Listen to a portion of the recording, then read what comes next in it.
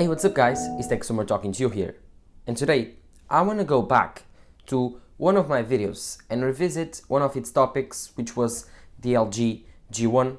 Yes, I have that TV that's in my main house. The LG G1 was one of my first or the best TV I've ever bought, and the more expensive ones.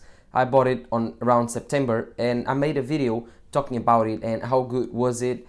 I made a review and you seem to like it because it's one of my most viewed videos ever. So if you are interested in LG G1 review, full review by the way, go into my channel and search for it. It's a 65-inch 120 Hz 4K panel and I did a pretty good job reviewing it according to you guys. So it's one of my most watched videos, and in terms of watch time it's also pretty good. It's not that long, it's 8 minutes long, so if you are interested in that, go and search for it, but it will be on the first link in the description and on that card over there. So if you want to see a more in-depth review on that TV, the LG G1, go and watch that video. But of course, in this video I want to revisit this TV and talk about, is it worth it to buy in 2022, just because at the beginning of the year we saw CES 2022 and a lot of brands released their new TVs, and LG wasn't an exception. We now have the LG G2, the LG C2, and by the way, the LG C2 now has the EVO OLED technology, which is a technology I will talk about in this video.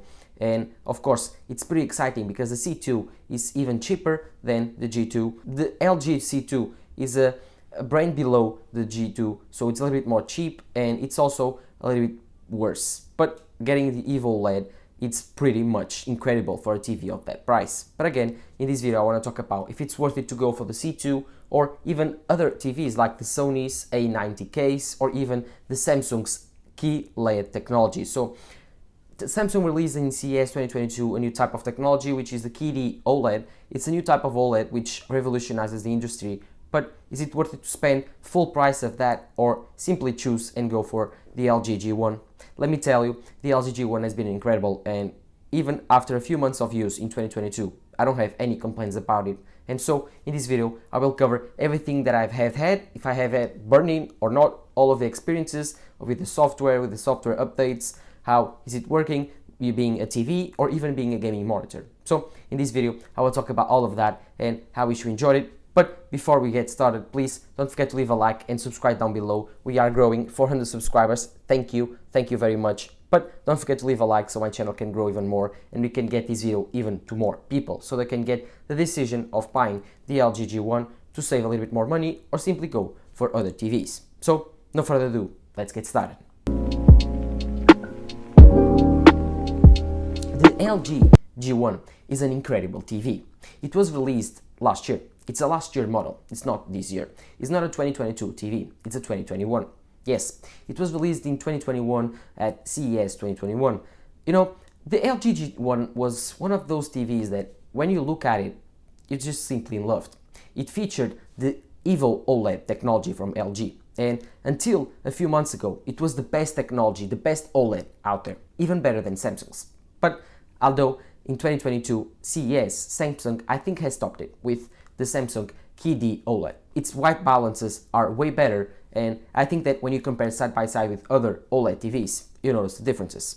But I'm here to tell you that the LG G1 will be the best TV you will be looking at, unless you are a TV nerd or a technology nerd, then otherwise you will prefer the Samsung. But for 99.9% of you guys looking to buy a TV right now, the LG G1 will be way more than enough, and at its current price, there's no better deal than that, because the original LG G1 was around $3,000. Of course, you can get it right now for around $1,200 to $1,300 with the 55-inch TV. But I'm here to tell you that please spend a little bit extra, at least $1,500, and go for the 65-inch TV. That's 50% of the price of the original price, but let me tell you, it's way better, because the LG G1 65-inch just fits on that great sweet spot, because it's big enough that everything else seems small and everything that you look at on that screen is amazing. It seems big, seems colorful, it seems very natural, the color seems incredible, the blacks look black, everything is incredible on this screen. And it's so big and big enough that you were thinking that you are watching an incredible display. It's not small enough, it's not big enough. Like, it's not bigger than you would think. It won't fit in every single room. Like, for example, if you put the LG G1, you can put it everywhere you want to. The 65-inch will fit almost in every single room because it's small enough to fit in small rooms, but it's big enough to look big in those big rooms. So again, I think that's the perfect size. Although LG has released a 97-inch TV with the EVO OLED technology this year with the LG, I think it's Z2. I'm not sure which TV it is, if it's the G2 97-inch, but I think that's it. G2 97-inch, if I'm not wrong. You can see here, that's some B-roll of that TV. It's kind of huge. So again, it's big. That's the gigantic type of size that I wouldn't like to have on my bedroom or even my living room. But a 65-inch TV, it's cool enough. It's big enough that it looks big, but it's small enough that it fits everywhere. So again, I do recommend the 65-inch size. But talking about the display and the big TV display, this TV display is incredible. It's 4K, not 8K, bear that in mind, but it's 4K, 120 Hz or 120 frames per second, and it features NVIDIA G-Sync, which will enable smooth gaming technologies. So when you are playing games, you will be very smooth. And that's the first point I want to touch about. This display is incredible to play games. Console games, Xbox, PlayStation, everything that you want to play here looks just insane. And remember, with the new PlayStation 5 and the new Xbox Series X, you can play at 120 frames per second. So this TV supports it and supports G-Sync. So Jesus, this is just incredible, just very smooth, very buttery smooth, and it's incredible to see. Like, it's just stupid when you are scrolling to the menus and you feel like 120 Hz kicking in, because I have my mini LED 120 Hz Pro Motion display on my MacBook Pro that you are watching over there, and let me tell you, it's an incredible display. It's very good. But when you are comparing it to a huge 65-inch screen, this mere 16-inch mini LED device looks small, because that TV is big. It's very big when compared to this device, and you are playing games at it, it's just incredible. One thing you have to look out is that TV sometimes, not every time, but sometimes the colors look weird when you are watching cable TV. I don't know why. You have to switch profiles. For example, if you watch it on Vivid, it looks very weird when watching cable TV, or even if you put it on Echo, it doesn't look that great when watching cable TV because the resolution is so low. So again, I would recommend you putting it on sports, which is quite weird, I know, but I don't know what it does, but it makes the image look better, or even put it on normal or Vivid. I think that the best decision for you is when playing games, put it on gaming, of course. When playing movies, put it on movie type. That will warm off the tones when you are in a blacked out room. But one thing that I would recommend you is do not use the echo mode. The echo mode is not that great. It downgrades the experience, and for an extra 1 to 2% of savings on electricity on your month's bill. So I would advise you to turn off eco mode whenever it's possible, but if you want to use it, that's about you. Don't waste that LG G1 money on an eco mode. But again, this 4K display is just incredible. The images look crisp, look natural, look very vivid. They look like you are watching a perfect world. That's the best description I can give you. Although these TVs, especially these OLED TVs, have a problem, and that's brightness. Brightness is not that great when using OLED technologies. Well, I think that LG has solved part of the problem, but the problem has been, in my opinion, completely solved with the new Samsung TVs, the EVO OLED TVs, because those are way brighter and the blues look way more natural, which makes it look a lot better, because the white balance is a lot better in every single scene. So the whites look more white in real life, looks more vivid, more natural, more in real life like. So of course, the EVO OLED technology, when compared to the old OLED technology, is a huge advancement because it solves two burning factors of the OLED technology. Did you get that pun?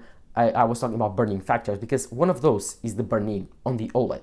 Because the OLED devices, although they are incredible quality, they suffer from a lot of burning, and every single TV with OLED will suffer from that. That's a thing you can not run from that, but let me tell you, I've been using it for about 3 to 4 months. I have not noticed any single type of burning. I leave it on for most of part of the day because my parents like to watch TV when they are home, or even my brother. So all of them, they will watch TV in different parts of the day. So the TV is on almost every single day. Although it doesn't showcase the same image every single day for several hours, it showcases sometimes that news channel where the TV top part is always the same, or the down part is always the same. So I think that that's a pretty good maintenance thing when you are watching TV, to see if it creates burning or not. And for 4 months now, it doesn't. But you have an option on LG that you can try to eliminate burning. If it creates some, then it will dim up the borders pixels about the zone that is burned, and so it will solve the problem, but it will lower the quality of your overall display. But that's normal because, again, that's burning, and that's present on every single OLED display. But LG has the EVO OLED. EVO OLED was a technology released last year with the LG G1 and Z1. This OLED technology is even better. It's between the normal OLED and the KD OLED from Samsung, so it almost solves the problem with the brightness a bit. It's like 50-50. It solved 50% of the two products. But I mean, the amazing improvement on EVO OLED is the fact that it solves almost all of the burning problems, and it gives it a little bit more brightness. Although the KD OLED, it's way better. So between these two technologies, of course, the KD OLED is better, but then again, it's way more expensive, while the EVO OLED from LG is way more cheaper right now with the LG G1, with a 65-inch screen and of course a 4K 120 frames per second image. The I/O on the LG G1 is also pretty good. It has 4 HDMI ports, it has antenna cable in, 1 Ethernet port and 1 optical digital audio out. Of course, it also has an headphone jack. But instead of that, it also has 3 USB ports that you can plug in and 1 common interface. Then, surely, you are thinking, well, should I buy an LG G1 or simply go for the LG G2, right now available on the market? Well, that's a personal question that I cannot answer for you, but I will not recommend you going for the G2. The improvements were not that significant. It has a better heat management device, and I think that's it, a little bit better brightness, but I don't think that's worth the double the money, because right now you can get the G1 completely new for half the price that you could get the G2. So the differences are not there. But if you ask me, should I get the LG C1 or the LG C2? Well, that's a different question, and I will recommend you going for the C2 just because with the C2 we'll find the EVO OLED technology present on LG G1. Well, the LG C1 doesn't feature that, so that's quite a big of a withdrawal. So again, if you are looking at the C1 and C2 game, so I think that you should go for the LG C2. But if you are thinking between the LG G1 and G2, simply go for the G1. It's way cheaper, the design is the same, the only differences will be the heatsink and the heat produced by the OLED display, but you won't touch the TV, so you won't feel the hotness. So again, between those two, save the money, go for the LG G1.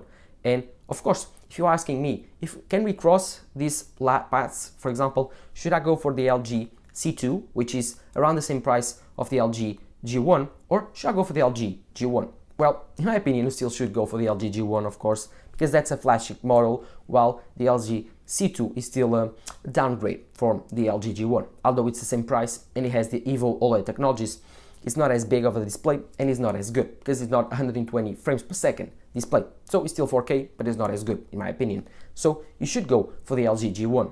I think that the LG G1 is still one of the best, not the best balanced TV out there for the price, for the specs, for the display.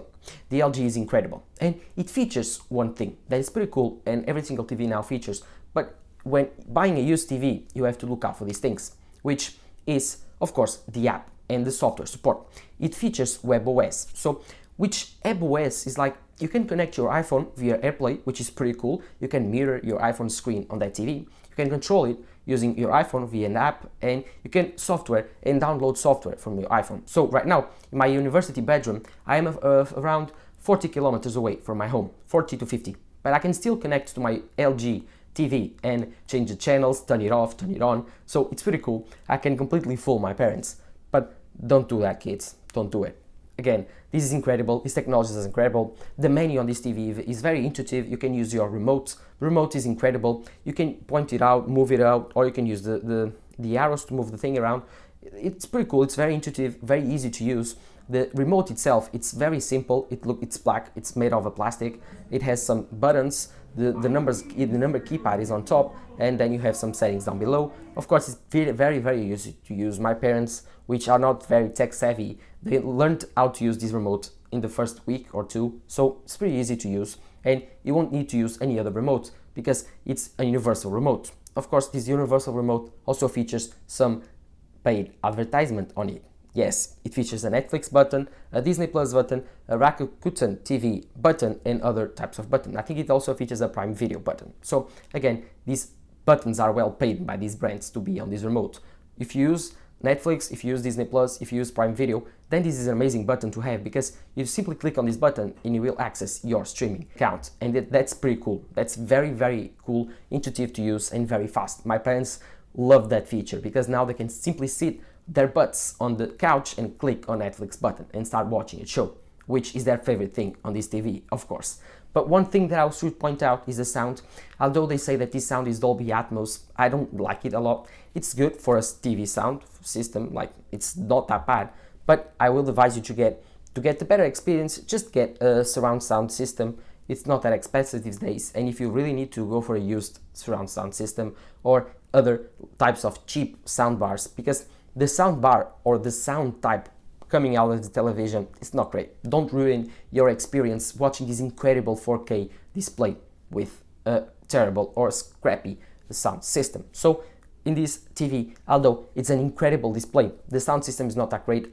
You have a lot of modes to choose from, but of course it's very easy to connect a surround system, and when you are controlling it with your LG remote, it's also very, very easy. There's no mixed and match audio, and it's very easy to use, very intuitive, and you can change the settings sounds, and the settings sound profile on the settings of your TV. You can, of course, also from your TV update the software, and I think that it's pretty cool. You can watch YouTube. It's a smart TV, so you have all of those functionalities. You can download some games. You can download NVIDIA G-Sync.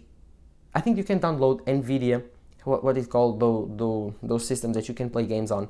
I'm not remembering, but you can play NVIDIA games there via streaming. I've played it. Trust me, I've connected my PlayStation remote to my LG G1 TV, which has an NVIDIA streaming type support, so I can connect to my NVIDIA, what's it called? I don't remember.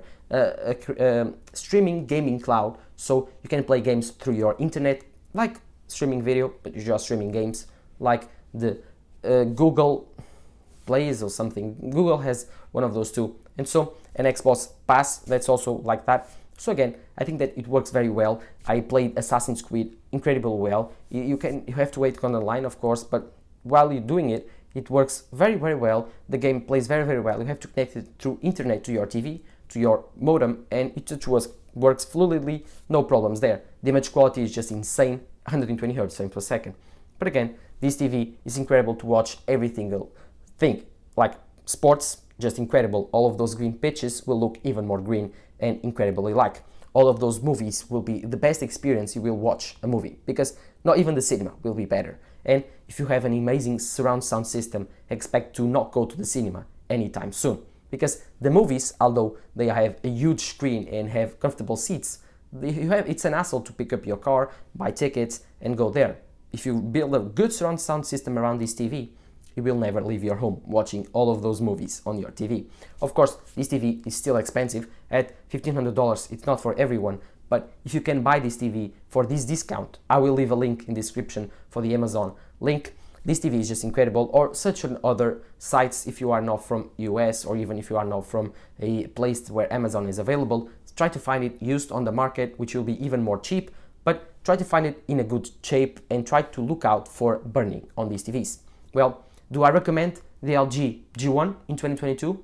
Then I have to tell you that I do. It's the best TV that I've ever used, and for the price right now, I cannot recommend any other TV. Of course, I'm not a TV guy, I'm just a tech channel. I like tech and I review tech, and by reviewing this TV for the last several months, I can tell you this is the best TV I've ever used, and I totally recommend you using it, because a 4K 120 frames per second panel, which still has a new technology, which is the EVO OLED display with 65-inch screen. It's not every day that you see that, and the bezels are very, very thin. The TV is very, very thin. Although, I have to tell you, it's a bit heavy. You look out for your back when trying to lift it out of the box, or even unboxing this TV. So again, do I recommend it in 2022? Yes, I do. Go out and buy it, try to find it. It will be in my links in the description if you want to buy one. And of course, this is the best TV I've ever used. So, going back to my review, was I right reviewing that TV the way I did? Yes, I was. No complaints from there. So again, this was my 2022 sit back and review out of this TV. I will try to review it after several months so I can keep you up with my experience if I find burning or not, but right now no burning, so you can feel secure for the first several months. But that was it for the LG G1 TV, one of my favorites, although you can find even better TVs now with the 2022 CES being ended. You have new TVs, G2, the C2, the EVO OLED TVs, and the A90, A95K from Sony's. Try to find the one that fits better for you, although I think the LG G1 will be the first and best choice for you in 2022. Well, this was Tech Summer talking to you here. Please don't forget to leave a like, subscribe to my channel, and of course, follow my social networks, Twitter and Instagram. We are growing, and thank you all for your support. This was Tech Summer talking to you here. Bye.